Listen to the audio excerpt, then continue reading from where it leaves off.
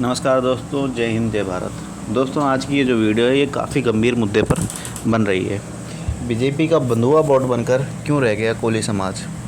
दोस्तों, जब 2014 का चुनाव हुआ था उस टाइम पर बीजेपी द्वारा राष्ट्रपति के पद के लिए कोली समाज के रामनाथ कोविंद को पद दिया गया था और इस पद के बाद में कोली समाज के अंदर काफ़ी ज़्यादा बीजेपी के प्रति एक वोट बैंक के रूप में लहर उठी थी और इसका परिणाम ये हुआ कि गुजरात, जहाँ पर कोली समाज की काफ़ी बड़ी आबादी है, लगातार कोली समाज ही बीजेपी को वहाँ पर जिता रहा है और बीजेपी को आने वाले जो चुनाव थे उनमें भी कोली समाज का वोट सीधा बीजेपी को गया। उत्तर प्रदेश, जहाँ से भारत की राजनीति चलती है, उस जगह पर भी जो बीजेपी का वोट बैंक है वो कोली समाज को, मतलब जो कोली समाज है वो बीजेपी का वोट बैंक बनकर रह गया। कारण क्या था कि जो अन्य पार्टियां थीं उन्हें लगा कि ये जो समाज है, जिस समाज का राष्ट्रपति बना दिया गया है, उस समाज के लोग का जो वोट है वो तो बीजेपी की तरफ जा रहा है, तो इनके समाज के लोगों को टिकट क्यों दिया जाए। और हुआ भी यही कि अन्य पार्टियों ने कोली समाज को बिल्कुल ही टिकट नहीं दिया, सिर्फ़ और सिर्फ बीजेपी के द्वारा टिकट दिए गए थे। तो 2017 था, उस चुनाव में, विधानसभा चुनाव में कोली समाज के 13 विधायक चुनकर आए थे और 2022 में 8 विधायक चुनकर आए थे। लेकिन 2022 में सिर्फ और सिर्फ 8 ही टिकट दिए गए थे और 8 टिकट पर कोली समाज ने बीजेपी को जिताया था। तो ये एक बहुत बड़ी उपलब्धि है, 100% रिजल्ट आया था। इसके बाद में भी 2022 के बाद 2024 जो लोकसभा का जो चुनाव हुआ है, इस चुनाव में कोली समाज को सिर्फ एक ही टिकट, जो भानु प्रताप वर्मा का जालौन सीट से, वही दिया गया। इससे हमें ये समझना चाहिए कि बीजेपी हमारे समाज को उतना सीरियस नहीं ले रही है। जो उनका एक प्योर वोट बैंक है जिस पर वो भरोसा कर सकते हैं कि ये समाज तो उनके साथ खड़ा है, लेकिन बीजेपी उस तरीके से नहीं खड़ी है जिस तरीके से खड़े होनी चाहिए। बीजेपी का वोट बैंक बनने के चक्कर में अन्य पार्टियों ने कोली समाज से दरकिनार कर लिया है और यह मुझे काफ़ी दुखद लगता है कि जो समाज लगातार एकजुट होने का प्रयास कर रही है, लेकिन जब ग्राउंड लेवल पर हम देखते हैं कि अन्य पार्टियां इस समाज को बिल्कुल महत्व ही नहीं दे रही हैं।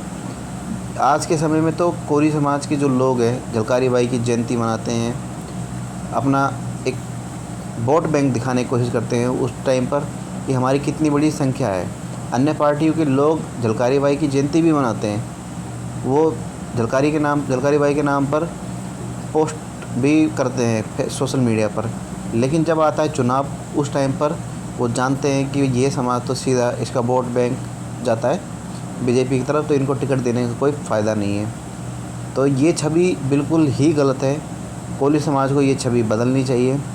हालांकि कोली समाज ये छवि तब बदल सकता है जब अन्य पार्टियां कोली समाज को सीरियसली लें, क्योंकि बीजेपी के अलावा अन्य पार्टियां टिकट ही नहीं देती हैं, तो टिकट नहीं देंगी तो कोली समाज भी कहां से उनको वोट दे।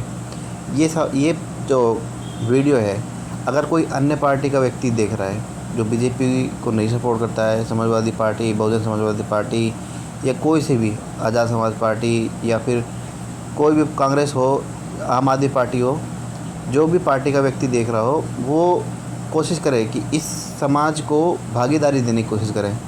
हम आपका विश्वास नहीं तोड़ेंगे। अगर आपने हमें टिकट दिया तो हम अपने समाज के व्यक्ति को जिता कर रखेंगे। दोस्तों, ये वीडियो बनाने का एक मकसद ये भी है कि आने वाले 2027 का चुनाव, जहाँ पर अब हमारे समाज के व्यक्तियों को बीजेपी कम टिकट कर दिया है, 13 से 8 कर दिया, हो सकता है कि आने वाले चुनाव में और भी कम कर दे। तो दोस्तों, इनके ऊपर आश्रित होना मूर्खता है।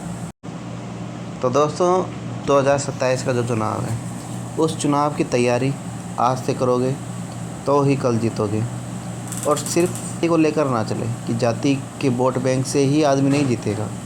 हमें चाहिए अन्य समाज का वोट भी, और अन्य समाज का अगर वोट चाहिए तो हमें उन्हें साथ लेकर चलना है।